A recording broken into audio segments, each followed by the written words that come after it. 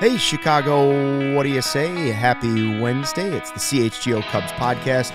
Luke Stuckmeyer, Ryan Herrera, and Corey Freedman. Cody Demendo out on assignment in Japan. That's right. We're not saying any more about that. Lots to talk about. We don't, tampering reasons, we don't want to mention too much, but we'll just say the beer bat was packed and he's doing work. We're going to talk about critical priorities for the Cubs today. What we think are the critical priorities for the franchise. And we're not talking about individual players, because then mine would be Shohei, Bellinger, Shohei. Yeah. Or maybe just Shohei. Shohei Ohtani. Yeah. The Japanese superstar. That's how you. So, that's how you we're not talking about individual players. We're talking about organizationally, what do the Cubs need to fix this offseason? What should be their three priorities as they head into the offseason officially here with the winter meetings coming up at the beginning of next month, and already some things could be happening hopefully pretty soon around here.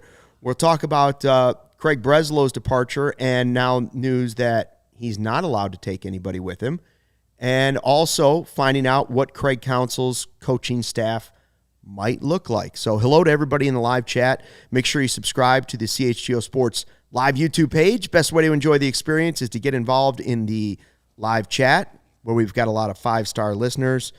Becky and Chris, just two of them I see right there. Gary Ross. Have we graded Gary yet? We have not graded Gary yet. Gary says lots of Cubs news on the coaching staff today. It is kind of interesting. Normally I don't care about coaching staff stuff, but when a new manager comes in and you know that there are guys on the coaching staff that the front office likes, you start to wonder, well, what's going to happen to those guys? And so now Craig Counsell comes in, and we find out all of his coaches have decided to stay in Milwaukee. One of them promoted. Yeah. Right. Pat Murphy, the manager. Yeah. Which is I think it's a little bit of reconstruction in the coaching staff or something, but yeah. Continuity. Yeah. For them, probably For sure. losing Craig, it's better to try to keep things stable if they can. As stable as possible. Right? Yeah. I mean, Pat Murphy is not Craig Counsell, obviously, but right. I think if I were in their shoes, I think that's the better, rather than like cleaning house and things like that, Well, we wondered if he might come over as the bench coach. Right. Yeah. But now we have to find out how many guys will hold over. Well, now you'd have to just shove somebody out, right? Because, I mean, even when Breslow went to Boston, we were like, okay, a little worried about some of these pitching infrastructure guys, Tommy Hotovy in particular. And then you got another reason, if you like those guys, to worry about them leaving, because you're bringing in a new manager who might want his own staff. And somehow it seems that neither of those concerns are going to come to fruition. And unless Counsell has some major objection to anybody on the Cubs staff, it's probably going to remain mostly the same. Then there's, like I know Andy Green has interviewed for some jobs, so maybe some more movement possibly, but it seemed like it could have gotten totally blown up, right? Like the Cubs infrastructure and staff, and doesn't seem that way. Yeah, well, as for the coaches, like knowing that all the rest of the coaching staff is staying in Milwaukee, that not following Counsell to Chicago. I know there've been obviously concerns about like who might he keep, who might he let go because he's bringing his own guys. Not that I'm saying he's going to keep every single guy that was on Ross's coaching staff, but some of the guys that we've talked about, Tommy Hotovy, Dustin Kelly, whoever it is, like guys that had done well. I mean, obviously Tommy was long time here. 2014 is when he started, I want to say. And Dustin Kelly was only here for a year, but now you might have a little bit more continuity. You might be able to keep guys that we kind of look at as like, oh, like they did good things with the Cubs last year, even though obviously the season didn't end how they wanted it to end. Like there were good things that happened, and some of those coaches helped make it happen. Again, not saying Craig Counsell even retains any of them, but the fact he's not bringing anyone with him from Milwaukee means there's probably a better chance some of those guys do end up sticking around. Guys that when they have those conversations with Jed and Craig Counsell makes the final decision, like, okay, would Tommy Hotovy be a good pitching coach to keep around? I would say so. So maybe now that, again, now that Counsell's not bringing anyone over, the chances of something like that happening improve, in my opinion. Yeah, and so the report from Andy Martinez was that Breslow can't take anybody for a year. So it doesn't mean that Tommy Hotovy is here forever or whoever that person might be, but it gives you another year to also make that person feel very appreciated within the Cubs organization. If you want to make sure they're here, this next year is the time to make sure that they feel that appreciation. So it's Well, I also I said this even if they did lose somebody and Counsell wanted to bring his own guys. I do think new voices, some new voices every once in a while is not a bad thing. Sure. Yeah. Well, and this, I mean, so the Breslow tidbit it's something I've heard over the last week or so as well. But obviously, Craig Counsell kind of dominated our stuff. But yeah, even 1 year, right? Like, and this is something we talked about when the news first kind of broke that Craig Breslow was leaving, and that. One, obviously, like you mentioned, the voices and sometimes bringing new voices in can be a good thing, but it's also like Craig Breslow did not run this whole infrastructure and implement it all on his own. He had people around him helping him. Obviously, he was the director of pitching, but like there were people in the organization, whether that was in the front office with him or minor league staff or whoever it is, there were plenty of people around that were helping implement these changes, right? Because it didn't just happen overnight, and it didn't just happen because Craig Breslow said it needs to happen. There were other people that had to buy in, learn the system, learn everything that was getting brought in, and help Breslow implement it. Was he the architect of it? Probably, but he, even architects for buildings, right? They have help along the way. So when you're building this infrastructure, there are other people that are learning and implementing what Breslow is telling them and teaching them. So just because Craig Breslow left didn't mean that there was going to be no one around that knew how to keep this pitching infrastructure going. And now that we know that for at least for a year, no one's going to follow him to Boston, like then you're still going to have people in this organization that can continue the success of this pitching infrastructure and the trajectory up that, obviously has to bear more fruits, right? Like the results have to come more and more because we're now 4 or 5 years out from when that kind of all started. But as they go and hopefully stick on this upward trajectory, people that have been doing it for years with Craig Breslow are still going to be around and helping that continue and that success continue. Yeah, that umbrella of people that you're talking about, Carter Hawkins talked about on the radio, and I can't remember if it was the Score or ESPN 1000 I heard it, but he was talking about how in the last, 7 to 10 years, how much baseball organizations have changed. How even since he left Cleveland, how much it has changed and how different it is in Chicago compared to Cleveland. Like what he said, it took him 2 years. It's taken him 2 years to really get a handle on what each person does in the Cubs organization. So he was saying that about Counsell. It's good that Counsell's taking it slow, but also in that when you bring new people in, it takes them a while to figure out because it's so different from organization to organization. And he's like, listen, I came here from Cleveland and there were so many more people, but your player development person might have different responsibilities than they did at the other organization. And now he's like, we have Jed as president of baseball operations, and he sort of operates as like CEO. He's like, and I sort of operate as COO. And now Counsell's coming in, and he's going to operate as sort of president or everyday manager. He's like, and then underneath that, there's just a huge umbrella of people that you have to know what each role is for each person. And so it is good that a lot of those pieces of the umbrella, if you want to say the spokes of the umbrella underneath, are not just getting plucked away one after another, because when a new manager comes in, it's good to have him have some consistency that he can talk to the other people and be like, okay, this person's job is this person's job is this.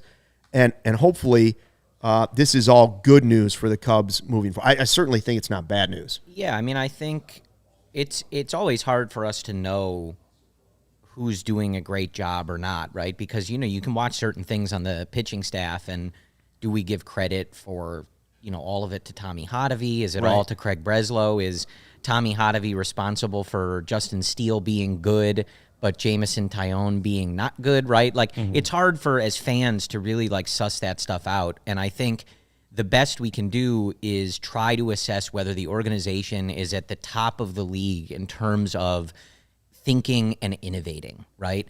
Like, I remember when Theo kind of started the process of promoting guys really quickly, right? And utilizing those arbitration years, right, to build a championship team. The Astros did the same thing, right? And when he was doing it at the time, it was a sort of new way of thinking, right? And then as time went on, I remember thinking back on Theo's regime specifically, you kind of felt like everybody else was looking at well, let's just get a bunch of guys that throw 102, right? Yeah. And the Cubs were drafting guys that threw 90, right? And it was I kind of feel like they've fallen behind a little bit in one aspect of the game. And they had. So now flash forward, right? You want the Cubs to be in that space. And it's not to say that, Breslow leaving gets them there, but sometimes new voices, as you said, Luke, does help you to continue to innovate and get to the top. Because I think when we look organizationally, I don't really think they've done a great job on their minor league side, right, specifically. But I don't think we really look at the Cubs in certain areas and think they are the best at this, right? When we think of some of those things, teams are looking right now at the Atlanta Braves, right? Their ability to develop and lock up talent. You've looked at the Dodgers for a long time, their pipeline of talent that's contributed to so many division championships and stuff. You want the Cubs to get to that area. So it's a very long-winded way of saying we never know which change is going to lead you there, but I think sometimes you do need to make changes to get to that point. Yeah, just to make sure you're not plateauing. Right, yeah. Some change can be good, and even though Craig Breslow is a very he quickly became a pretty respected baseball mind, and that's obviously why he's the chief baseball officer in Boston as quickly as he's kind of ascended. Sometimes, change can be good, and making sure that you continue to break through those ceilings that maybe one voice would have left you. I'm not saying Craig Breslow wouldn't have gotten there either, but you never, like you said, you never really know what would have worked and what wouldn't have worked until changes of it. Well, and sometimes change is bad. The Cubs cycled through 1,000 hitting coaches after John Maley, and now he's back. And now he's back, and you can argue till you're red in the face about which of those were good, which of those were bad, but they were constantly seeking an answer to that, right? So there's always a risk as well. By the way, have we heard what Maley's actual role is yet? Or are we waiting for Craig Counsell to contribute to that decision? We're still they hired him a day before. Well, but then it was well, what's he going to be? He was already in the system as the AAA hitting coach. Right, but he's being promoted. He's being promoted to the major league level. That was also prior. And it's but that was also prior to the Craig Counsell. Correct. thing. Yeah. So then you think they just waited because they had to run it by Counsell? They're definitely waiting. Craig Counsell. Well. The way Jed has Jed talked probably about had to be quiet. They're like, Can "Hey, you we're going to promote." Maley being did you pull puppet strings on me any more than you have? Yeah. And Jed's well, I can't say anything, so sure. Well, we're waiting. They're all going to have those conversations, but I think the ultimate, the way they've talked about it, the final decision is going to come down to what Craig Counsell wants. As much as he'll get input from Jed and Carter and the rest, but it's going to come down to his decision. I heard, and so that's why we're waiting. Yeah, because I heard though that they needed to. Jed felt bad after Ross is gone that Kyle Hendricks was going to be alone with his World Series ring in the clubhouse, and so he was like, "Well, player-wise, I can't really help you, but we could bring in another coach who has who won it with you." So, no, who was the other player that was on the roster this year? And we were like, it was Jamer. Oh, Jamer, yeah, that's right. Yeah, Kyle. That's right, Jamer. So, and we don't know if he'll be back. But speaking of umbrella of coaches and all those different people that we've seen move on, Brandon Hyde, who was over at first base for a long time, how about that? I mean, when he went to the Baltimore Orioles, for him to be American League Manager of the Year is pretty cool. Yeah. I never really heard anybody say a bad thing about Brandon Hyde. But when he went to Baltimore, wow, did he walk into a steaming pile of garbage. Yeah. Mm-hmm. And I didn't think he would survive it. I just thought he was sort of like hired and he'd be the fall guy and he'd get his shot, and then maybe he wouldn't get another shot and he'd go back to being a coach somewhere else. He persevered through it, lasted through the real tough stuff, and now he's American League Manager of the Year. I hope now he gets a chance for that team to be better in the postseason. Yeah. Well, and, just for anybody that's unsure, you're referring to Brandon Hyde, who was 2 days in a row. What did I say? No, I'm just clearing it up. You're referring to Brandon Hyde, Yes, who was Brandon a Hyde. member of the Chicago Cubs when they won the 2016 World Series. That happened. Yeah. Well, first, People forget that. I need to clear it up. Barb thinks I'm wearing the same shirt that I wore yesterday. I'm not. It is a different shirt. No, It's a inside different out. black shirt. It's a yeah. different white black side. shirt. You're wearing Yesterday a it was black and white inside out, shirt. Barb. Today it's different shirt. We got a lot of shirts at the CHGO locker. Barb, we need to find out like what shirt Barb would like. Like when she signs up to be a diehard this holiday season, because everybody's going to.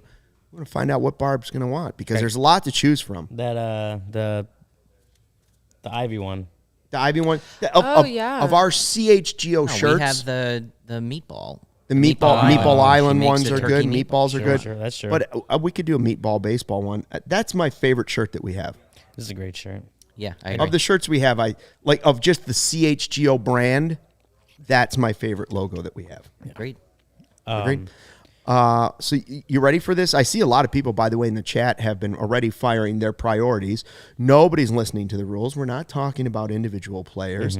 I know you want to talk about individual players, but we can all agree that Ohtani is a priority. We can all agree that Bellinger's a priority. We're talking about individual things within the organization. But first, I want to tell you about Midtown Athletic Club. We'll get to that in just a second. Midtown Athletic Club has 4 Chicagoland locations: Palatine in the northwest burbs, Bannockburn on the North Shore, Willowbrook in the southwest suburbs, and Midtown Athletic Club and Hotel in the middle of Bucktown and Lincoln Park. Now, keep in mind, the one in Palatine, that's the one closest to me in Arlington Heights. They've launched a multi-million-dollar transformation of that club. It's going to be complete early next year, 2024. So right now, if you're listening to this or watching this on YouTube, keep in mind, you can lock in some favorable rates right now if you join before the end of the year and before this transformation is done. So, a little dust while you're working out now, but in the future, world-class, unbeatable gym. They've got, if you're single, if you're a family person, if you're making lifestyle changes, maybe you're into holistic wellness, they've got something for everybody here. It's the nicest fitness club I've ever been in. That's for sure. Like with multiple locations, it's not even close. And it's reasonable for what you get for sure. You get lots of club stuff. They get indoor pool, outdoor pool, hot tubs, tennis courts connected to the USTA. They've got yoga, boxing, cycling, cross training, group exercise, high intensity interval training. Plenty of plates to throw around for Ryan when he's trying to hit that 300 mark. And again, Mark Harmon always says, best tennis courts around. Best tennis courts around. Look at him waving over there. He said the best. The best. Best of the best. And then he just vomited again. Had nothing to do with our ad read, but he just We've had 2 got a people little- in this office now. it's because he was working so that. hard at Midtown Athletic Club. little vommy. Little vommy. He was just working so hard at Midtown. Well, Athletic yeah, he works up a sweat and a vomit sometimes. Head over to midtown.com/CHGO to find out more and to tour the Midtown Athletic Club nearest you. And, while you're sitting there, maybe waiting to find out what the best deal is, maybe you want to go to that one in Palatine like I am to get the good deal. Think about what flooring you might want to add to your. This is the time for improvement of ourselves, right? We're always looking for a little extra gift. It's winter time. How can we improve? Maybe it's go to the gym, get in a little better shape. Your house is thinking the same thing, or your apartment or your condo or wherever you live, and it's saying, get me new flooring. Get me new flooring. Changes the whole way you look at your place when you walk in.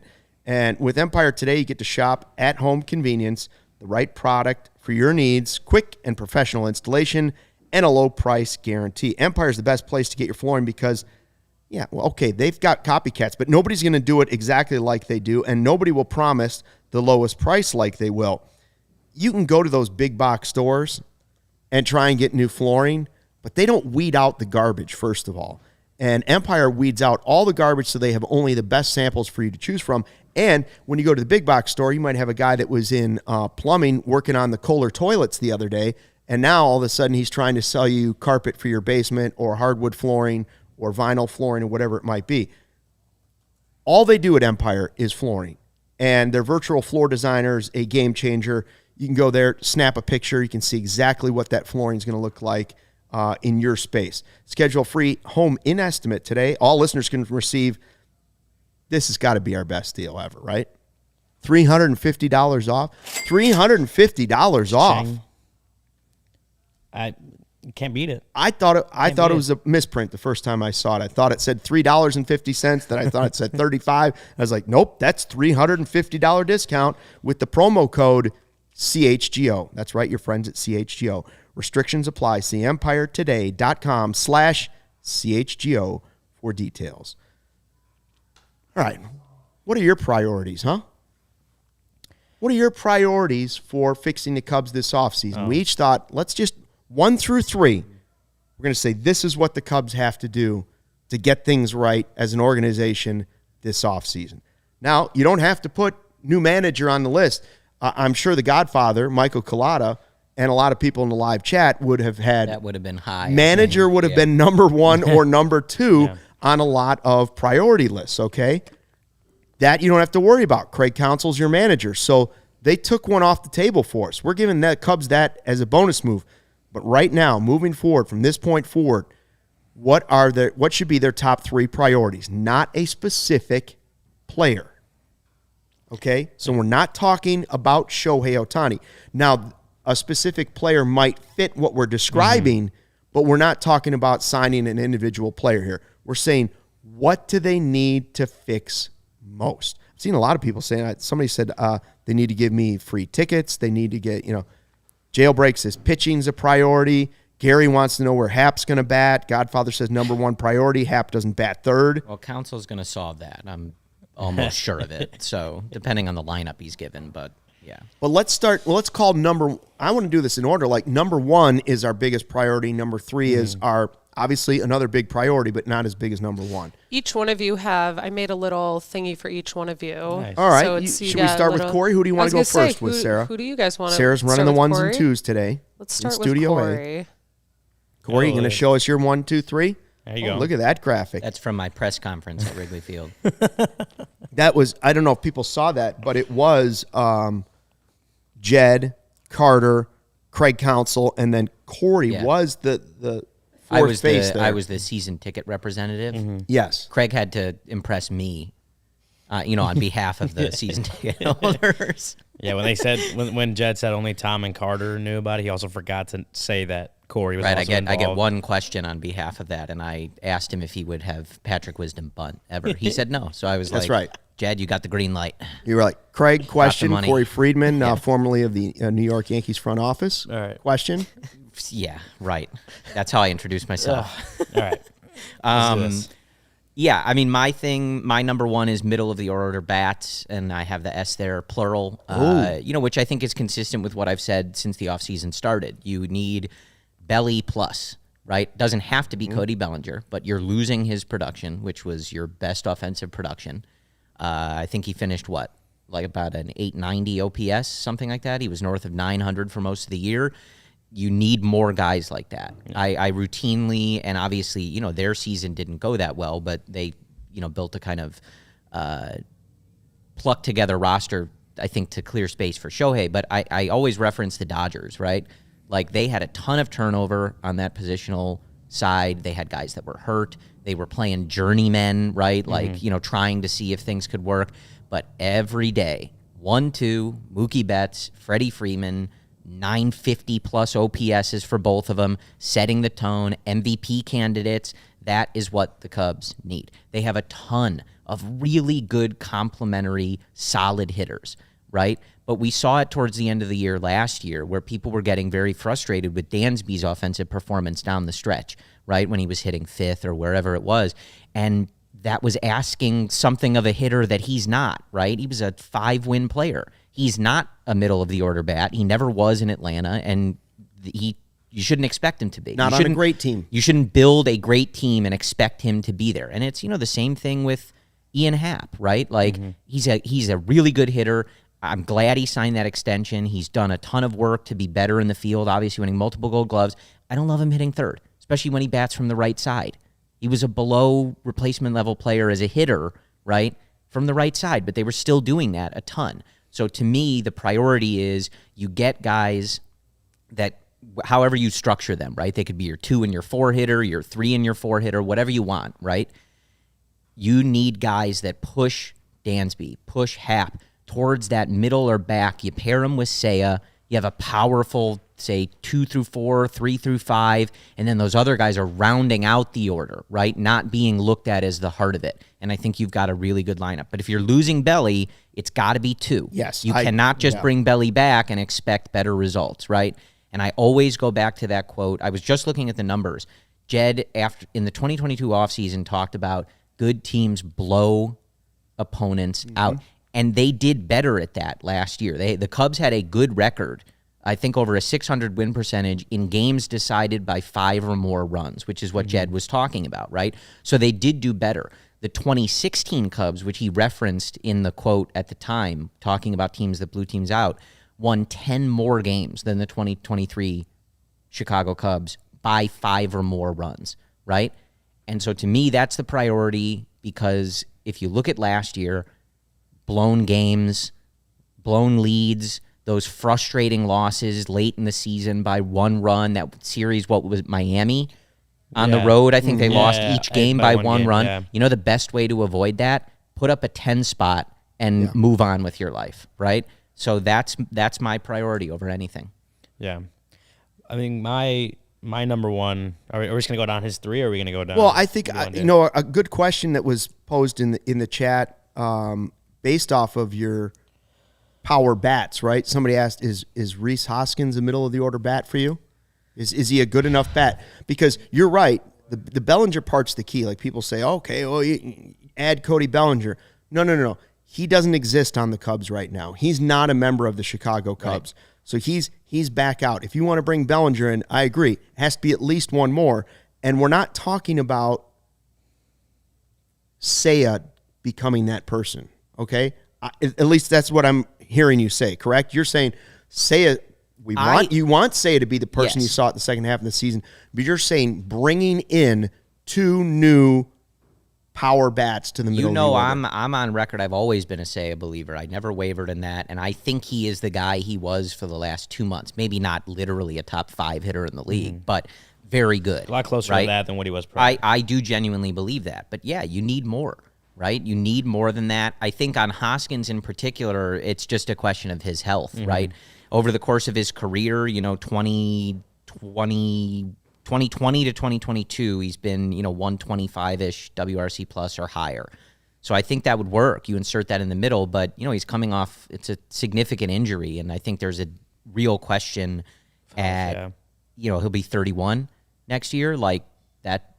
I don't know is the answer. So that's a risk if you're going to sign him. I think that's why they're talking about potentially another pillow contract for someone like him, because he's got to prove it. You know what I mean? Like, you can't rely on him. Bellinger type deal. Yeah, to be that guy. And that doesn't mean, and I'm not saying they need, Juan Soto and someone that's as good as Juan Soto, right? But, like, you need to shore up that middle where you're not, again, relying on guys like Nico, Dansby. Like, in their career, they're going to be closer to, like, slightly above league average hitters, right? That's who they are. It's good. They're Gold Glove defenders. They're saving runs all over the place. You need that, like, beef in the middle of the order, right? Well, we got to hit some more dingers. You need to slug. It was such a problem for the Cubs, and that's what you really need. So I don't know what guys that is. It could be Bellinger and somebody else, etc. But that is what they need, I think, to get to that place. Yeah. I saw a comment, I think it was Tristan, who pointed out, like, when they traded for Candy, it didn't work out, right? he got hurt and he wasn't really that effective when he came over. But those first couple days when you saw them write out the lineup, and Candy, for whatever reason, from David Ross, was hitting like 7th or 8th every night, right? But it lengthened the lineup a lot. Earlier in the year, they had that just death order at 7, 8, 9 sometimes in the order. And if you add middle of the order bats, you're pushing these guys to the back. If Dansby Swanson is your 7 hitter, right? You're going to feel a lot better about that lineup if you lengthen it like that. So that's my priority. All right, who's your number one priority, Ryan? I went with left-handed power bats. Similar. Power bat with a S, like plural question mark. But both left-handed. Similar. Look, I think when we talked about the Cubs last year, I think overall we kind of wondered where's all the power going to come from. They had 6 guys hit over 20 home runs last year, and a 7th guy hit 10. So they had 7 guys with 10-plus home runs. One of them was Cody Bellinger, who's no longer on the team, and the other one was Ian Happ, who's a switch hitter. He's not a full-time lefty. He's also not like a slugger, right? We saw that he's not – probably isn't a middle-of-the-order bat, slugger, driving all these runs kind of guy, which is fine. Like he'll have a role on this team and a good role on this team as a hitter. So for me, like I looked at, the major league average and isolated power last year and slugging percentage and those kind of power numbers. The Cubs lefties total were below average. Everyone was below average, or not everyone was. No, as a group, they were below average, and that's even including Cody Bellinger, who was well above average in both those numbers this past season. So now you've lost Cody Bellinger, so you really don't have much lefty power in the lineup. Would adding Cody Bellinger back help? Absolutely. But you're also maybe only adding back to get you back to what you just said. To where you were, a group that's still below average as far as power goes.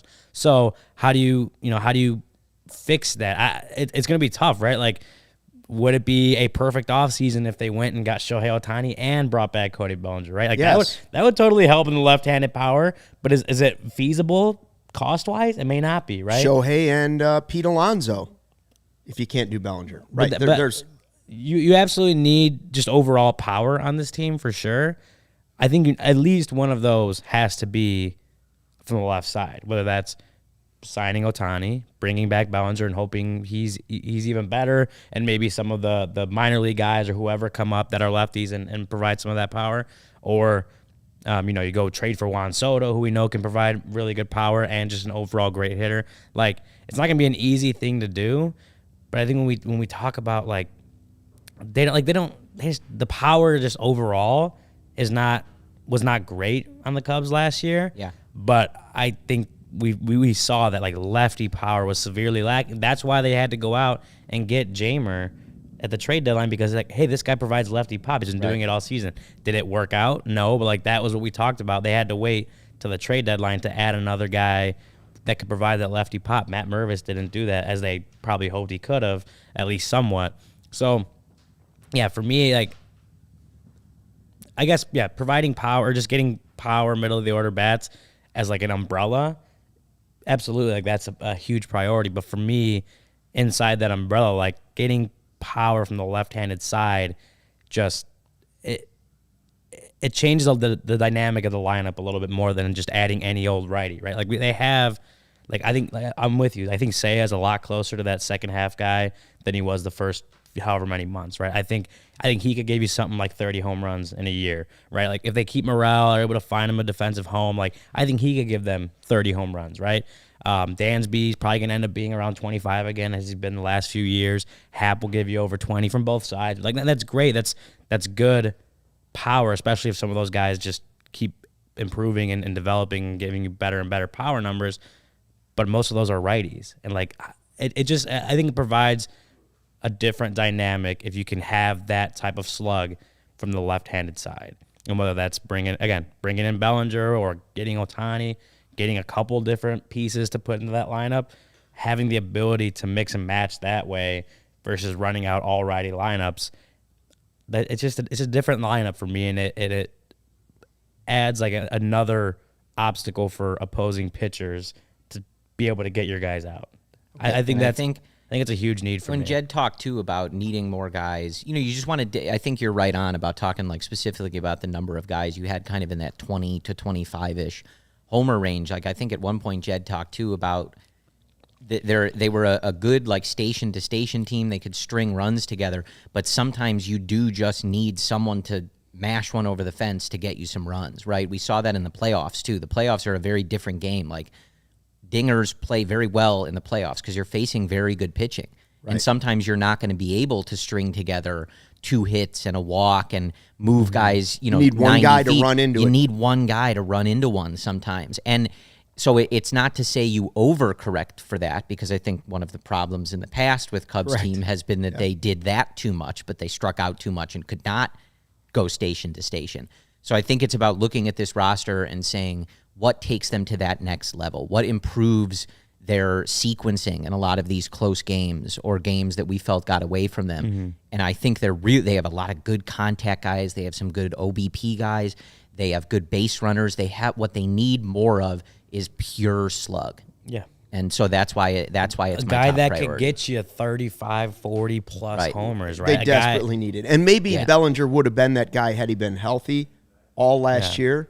And so maybe he could be that guy maybe again. Morel is that guy if he's playing every day. I mean, you don't know, but those are still unknowns, right? Morel is still an unknown. Like some of the guys that are available either in free agency or on the trade market, you'd have a really good feeling they could come in and pop 30-plus homers at Wrigley Field, and that's, I think, what you need. Yeah, that's all right. Like adding that, and that's what I'm saying. Like for me, adding that from the left side would be even better than just adding it in general. Like would getting Pete Alonso be great? Of course, he's going to give you a lot of home runs. I'm trying not to be picky. but would getting it from the left side from someone like Ohtani or Soto be even better? I think so, just for the dynamic of the lineup. But don't be picky. Like just adding slug anywhere is going to be very good for this team. Gary Ross, Jake Slaughter has pure slug. All right, Sarah, what did I have for mine? Because I do want to comment real quick on what we're talking about here with the left-handed slug. And I did use a different picture for you. Oh, thank you, yes. Little Christmas photo. That's after I ate 17 hard-boiled eggs in Santa suit. Yeah. The Chris Kringle Mart's happening soon. I saw they were building it all around Wrigley. Oh, all we're the getting ready for construction's that. over You there. better believe it. They should use Luke as the mascot to sell tickets. So I used... Who's not bringing their kids to see that? Come on. Stucky Claus. That's right. That could have been on the cover. You think it's okay to leave the kids here? Oh, yeah. That could have been on the cover of the Bad Santa movie. Like, you got the DVD or whatever back in the day. Like, you could have replaced it on the cover and be fine. Oh, and if I remember copies. correctly, Corey was, like, skating me all around the ice. We were holding hands. That was great special content. Moment. We'll do it again. So mine is sort of flipped. I have that left-handed power bat at number 3 at the bottom. Mm-hmm. Not that I don't think it's important. I do. I started thinking as you were saying, remember last year when we sat here and said, if they don't get one of these shortstops, they're sort of screwed, right? They need to get one of these 4. I don't care which one they get, but they need to get one of these 4 shortstops. If they don't get them, they're screwed. I'm starting to think that about the left-handed bat, and it's the names, right? If they don't trade for Soto, if it's not Soto, if it's not Pete Alonso, if it's not Cody Bellinger or Ohtani, if one of those 4 guys is not on the Cubs, I can't think of who the other left-handed bat would be. Those are the 4 big left-handed bats that come out. Okay, somebody keeps saying Becky still wants Rizzo to come back. Those are 4 big left-handed bats. Bellinger probably has the least power out of that entire group, but if they don't have one of those 4 players on the Cubs next season, I think they're in trouble. At least one of them. Now they could go the pitching route inside Yamamoto and this guy, but to me, they're still going to need one of those 4 guys on the team because of what Ryan's saying. You've got to have a left-handed power bat. Currently, they don't have a left-handed power bat on the team. I tend to agree, but I always try to at least allow, like Jed and the front office, there may be names that aren't just on these rumor lists, right? And I hope they're thinking of those because everybody focuses on Juan Soto because of the Padres' payroll situation and their lack of success. The Mets, something similar, right? And I agree, they need big name, whatever. But one of those 3 guys, though. You can find things elsewhere, and maybe there's names we haven't heard yet. So I don't like to say it has to be one of these guys because maybe there's other people available that we're not thinking of that Jed makes the call on or whatever. But in general, yes. But Soto, Ohtani, Bellinger, those guys are not going to be easy. None of them. That's not an easy deal for Jed to land, no matter what it is, whether it's free agency or trade or whatever. It's not going to be easy, and it seems like maybe he needs to get that done just as much as he needed the shortstop thing. So mine was a top 2 pitcher. That was my number one. And it's not that I don't think that the left-handed power bat is the most important thing, or Stroman's gone. Mm-hmm. And I love what Justin Steele did. He is one of the top 10 pitchers in baseball last year. Incredible growth. Love everything about it. Love who the guy is. Love the way he pitches. But I want a number one. He could be your number one. But I want a number 1 or number 2 guy that has swing and miss capabilities at the top of my rotation. So he doesn't have to move ahead of Steele in the rotation, but I want him to be 1A and 1B. I want him to have his Stroman type guy to be there at the top of the rotation with him, and I want that guy to be different than Stroman in that I want him to be a swing and miss guy. I believe that's my number 2 on my list, and I think you could put them 1A, 1B. Well, right? I think a lot of these things you could probably go back and forth, right? I mean, because also, like, I think, reading the chat, like, sure, these are, like, lofty things we're throwing out there, but that's the position they've set themselves up in, right? Right. They won 83 games. They didn't make the playoffs. They fired their manager. They're paying the best manager a bunch of money. Tom was reportedly pissed. Jed said it's not good enough. So we're raising the expectations along with where we think they need to get, right? Of course, it's a lofty goal, but that's what they need to be doing to be the Chicago Cubs, right? And get back to where they want to be. I'm with you. And I think I said when we were discussing, like, Stroman opting out, like, I was kind of glad about that. Like, I would have taken him on that value for 1 year, but thinking it might limit the spending, like I have said before, I think if you went into the playoffs, a 1-2 of Steele and Stroman isn't good enough, right? To me. And it's not that those guys aren't good and they didn't perform well, but I think you need someone that pairs with Justin Steele, exactly like Luke said, that is a top level, like someone competing year in, year out for a Cy Young. And those guys aren't easy to get or find, and you may have to give up a lot for them. But yeah, like the Cubs have a lot of good, like, contact managing pitchers and guys that can eat innings and some young up-and-comers. But what they really need is a guy that just blows people away at the top of that rotation. Pair that with Justin Steele, and you've really got something cooking, especially if we believe that they can get Tyone in the right direction. Fix is a strong word maybe at this point, but like get him to be an actual middle of the rotation guy, closer to what he was in that second half at least, right? Then with your depth like Wicks, Javier Assad, Kyle Hendricks, like I think you can piece it all together, but that the star on top is maybe Justin Steele, but he needs a friend up at the top of that rotation. So as much as I say they need one of those guys, right, whether they need Soto or whatever, then it also means you could easily say they also have to have either Yamamoto, Nola, Snell, whoever the next name might be. Yeah, well, I was on the more specific side where you were with like the swing and miss. I think that was my number 2. But that's important. Yeah, swing and miss starter. That's as for the reasons that you've brought up, as far as like the pitching staff was so similar. The starting pitching rotation was so similar last year. A lot of guys, not as much velocity or anything, not a huge amount of swing and miss, a lot of ground ball pitchers.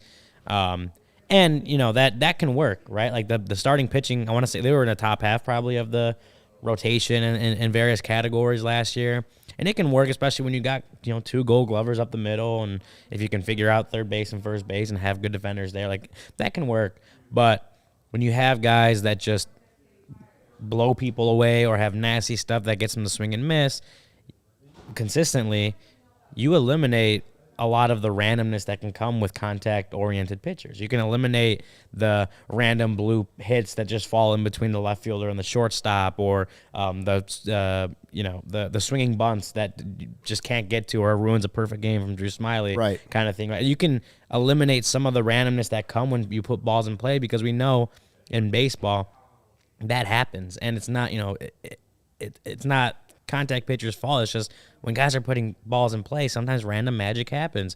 So if you have guys that get a lot of swing and miss, that just eliminates some of that randomness. And so whether it's getting Yamamoto, signing Blake Snell, maybe it's some guys on a lower tier that we aren't really talking about that much, but can provide that in the rotation, or whether it's a guy on the trade market we haven't talked about, whatever it is, I think getting more of that swing and miss in the rotation, similar to adding that left-handed power, in my mind, it changes the dynamic of the rotation in just even a 3-game series, right? You're likely not putting out the same type of pitcher every time if you even have one of those high swing and miss kind of guys in there. I think it just changes the makeup of a rotation, regardless of your 1, 2, 3. That provides something different in that rotation, which I think would be very beneficial for this Cubs team in 2024. Well, I think it's necessary on the entire pitching staff. The bullpen didn't have enough swing and miss either. I think swing and miss almost could just be its own priority. Put it wherever you want, right? I think they need it at the top of the rotation, but in general, there were times, I think towards the end of the year, where it was like, well, if Merriweather can't come in and try to strike guys out, I don't know, then good luck, right? Yeah. If you get into those bases loaded, no out situations, they did not have a lot of guys to choose from that were good choices if you're trying to get out of that with no damage, right? You had a lot of guys that could come in and induce weak contact, but maybe that's going to be a blooper, a sac fly, whatever. On the pitching staff as a whole, you need guys that come in and do not let the ball get in play on occasion, more often than they're, prioritizing soft contact. Soft contact is great. The Cubs have had a lot of success with guys that can do that, right? Kyle Hendricks being one of the best ever, I think, to succeed at managing soft contact the way that he did. But, you need guys that can come out and put out fires by blowing the ball by people, or, getting ugly swing and misses. Yeah, and we know there's risk in that, because those kind of pitchers also tend to have a little less command in their pitches, walk a little bit more. So there is risk in that, or there would be risk in having a pitching staff that's mostly swing and miss guys, right? There's going to be some risk in that, but variation is good. Variation is good, and the ability to limit the randomness is better, in my opinion. Having some variation that can limit the randomness, in my opinion, is better than just throwing a bunch of Gold Glovers out there and hoping they can keep balls from dropping in the outfield. Or those Gold Glovers can still be good when they're swinging and missing. Right. Absolutely. Okay. I saw Craig say he wants hitting, he wants pitching, middle order bat, ace pitcher, bullpen help, and I knew the Godfather was going to say closer. Corey, what were so for both of you guys, what was your third piece that you think the Cubs, if you had to do 1, 2, 3? Now I see some people, everybody wants to put 9 things on the list. I agree. There's a lot of holes. That's why when they say it might not be a 1-year fix necessarily, that part of it I understand. But if we're just picking our 3 priorities, that's the word, priority, what should be these key priorities that they're attacking? What's your third one? Bullpen depth. Yeah. And, I think I am on record as saying, kind of early on into the Adbert Alzolay experience, love him. He's great. His story is great. Similar thinking, though. On a great team, I don't think he's your closer. On a great team, he's an unbelievable 7th inning guy, maybe setup man, right? But again, it's all about swing and miss, right? And for a closer, I don't know that he has enough. He's still working. I mean, he added pitches as recently as a season ago. Yeah. So he's still developing. But bullpen depth is my answer. And I don't necessarily need them to go get a closer, but I need them to provide Craig Counsell with more depth and better options than he gave to David Ross, right? Because we saw it down the stretch. You were relying on guys who had never done that before, who had never thrown that many innings before, who had certainly never thrown that many innings in that particular leverage before, and you banked on it just continuing kind of infinitely. And that was a terrible plan, right? Yeah. Like, so Didn't work out. Yeah, it did not work out. So just depth, however they want to build that. And I don't want them to spend a ton of money on it. But whether it's from your own players developmentally and figuring things out, like, you know, you went into this season and Keegan Thompson just was not that guy. Could you have figured that out earlier? Like, could you have identified that in spring training? Things like that. Like, so whether it's your own players that you're promoting, maybe changing their roles, like we've seen with a guy like ALLCITY who used to be a starter, whatever it is, but just having a plan beyond a small number of guys that you think can be reliable late inning relievers. Like, here's a big pile of them for us to choose from, whether they're at AAA or we're bringing in, you know, Some veteran reclamation project style guys, bringing guys like David Robertson in, things like that. However they want to do it. I don't need them to go spend a ton of money on the top closer, but you have got to put Craig Counsell and his staff in a better position to succeed with your bullpen than you did David Ross last year. Yeah, that's everything that's why bullpen depth was my third one. All the same reasons. I do like some of what they have in the bullpen, and obviously with whatever they do with the rotation, that may end up with some of the guys that were actually pretty solid out of the bullpen last year sticking in there, right? Like we saw Drew Smiley was pretty effective as a reliever down the stretch. Like he may end up back in that same role. Adbert, we talked about him. I'm fine with them starting the season as a closer. Obviously, he needs to perform, but I'm fine with that. We'll see. You know, Julia Merriweather showed out and was very impressive. Like, they have some good pieces in that bullpen already, but whether it's as Corey said, developing guys at AAA, going out and getting some more of those veteran guys on cheap 1-year deals that you feel like you could do something with, or whatever it is. Yeah, just all the things that Corey said. That bullpen faded down the stretch. It could not.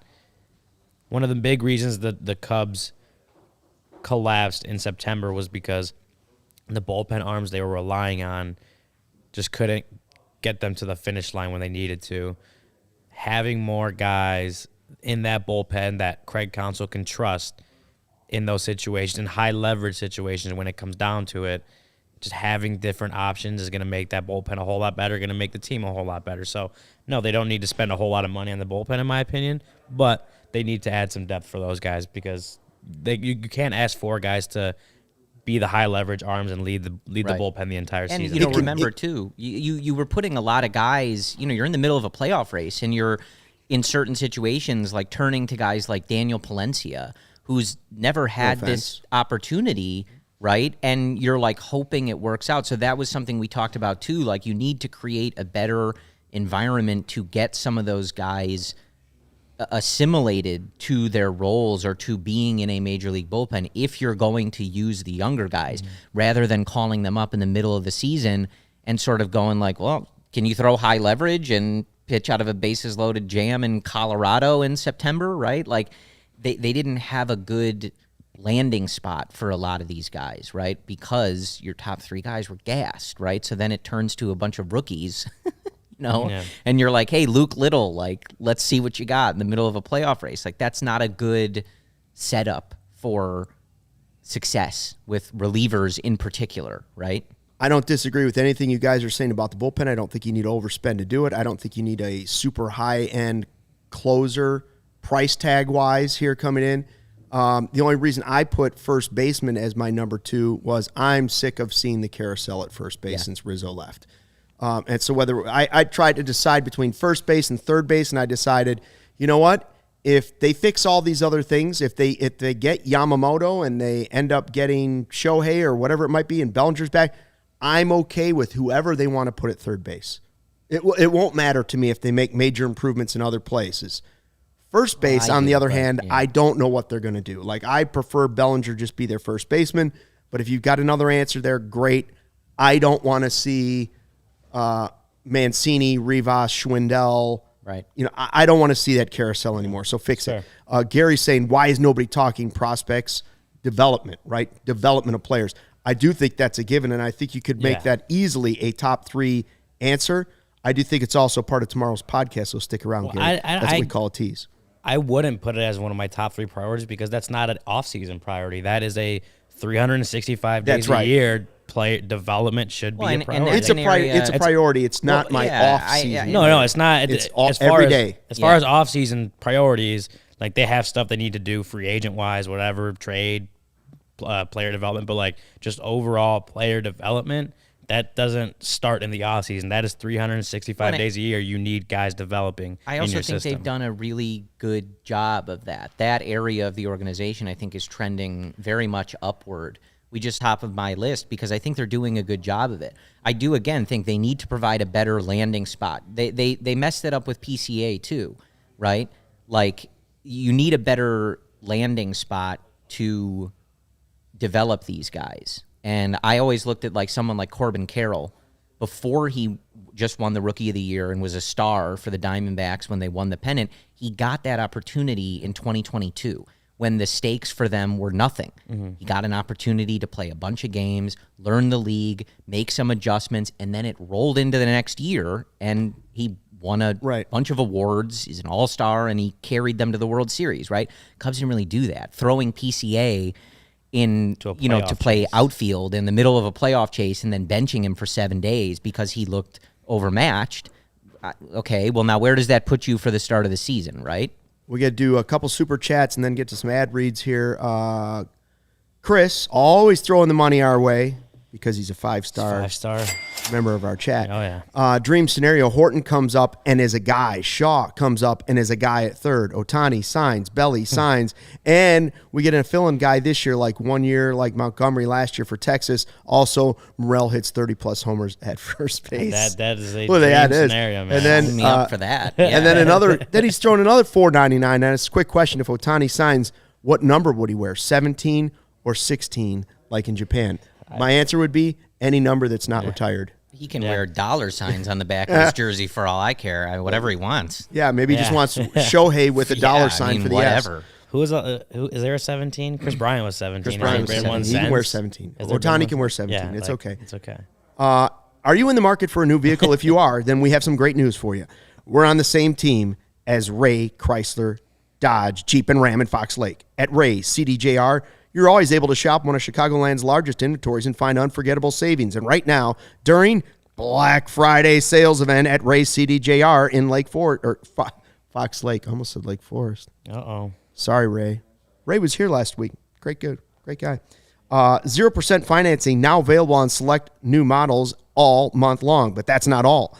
Just for listening, you can get a free oil change when you mention CHGO at the service center, or mention CHGO when you book online at Ray CDJR's /service. So if you're in the market for a new vehicle, then you have to check out the team at Ray, Chrysler, Dodge, Jeep, and Ram, because they're the only team we recommend. Visit them today on Route 12 in Fox Lake. I said Fox Lake. For more information, visit Ray CDJR in Fox Lake or raycdjr.com. Serving the community since 1963. And you know who's been serving the community for a long time? Goose Island Beer. Yeah. Goose Island is the official beer of Chicago. It's been Chicago's beer since 1988. Take a look at that beer roster. It's like we're talking about priorities for the Cubs offseason. Mm-hmm. Goose Island has no priorities. Their roster's Well, Wrigley Field's got Goose, so they're set there. It's not on our priority. That could be a shirt we could have. We got Goose. We got Goose. Yeah, Goose Island's beer roster includes the Oktoberfest, the Beer Hug family, the 312 Wheat Ale, and the Full Pocket Pills. I've said it a bunch of times. Me and Corey, we're 312 guys. Cody likes to do his beer bat chugs with the Full Pocket Pills. Grab ultra fresh brewery exclusive beers at Goose Island's original brew house on Clybourne Avenue in Lincoln Park, or from their tap room on Fulton Street in Westtown. Goose Island Beer Company, Chicago's beer. So we don't have a ton of time left, just a couple of minutes here. We're running over, and it is Wild Thought Wednesday. Has Corey been here for a Wild Thought Wednesday? We're just throwing out. Sure. We had, we I had the don't Cubs recall trading doing for it. Vlad I don't have any Guerrero wild Jr. thoughts. My thoughts are all pragmatic and measured. Okay. That's my signature. Boring. So I saw John Morosi mentioned Shohei Ohtani and the Braves in the same sentence, and I thought, oh, well, that's ridiculous. I hope that never happens. And it got me to thinking, what do you think will be, quickly, the most shocking move of this offseason? Has it already happened? Is it Craig Counsell to the Cubs?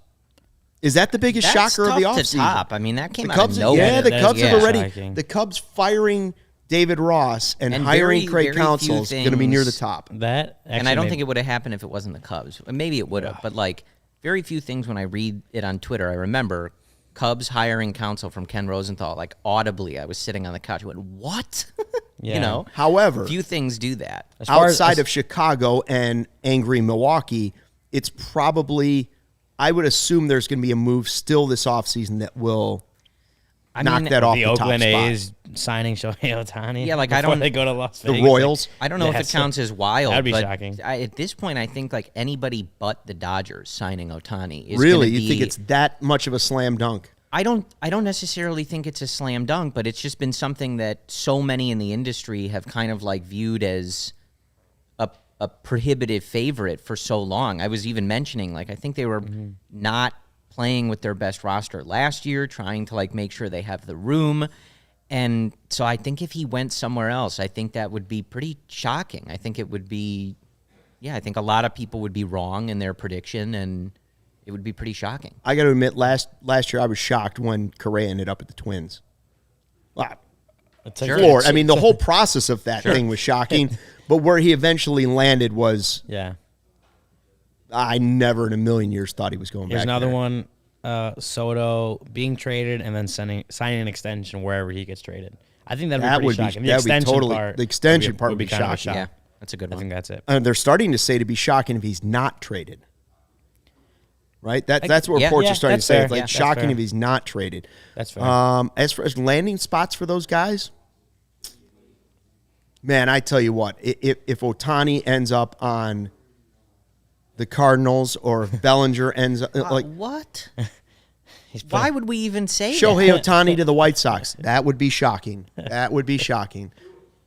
Jim and Sales thought it happened. I caught his attention there. You know what would be shocking is if the White Sox spent money this offseason.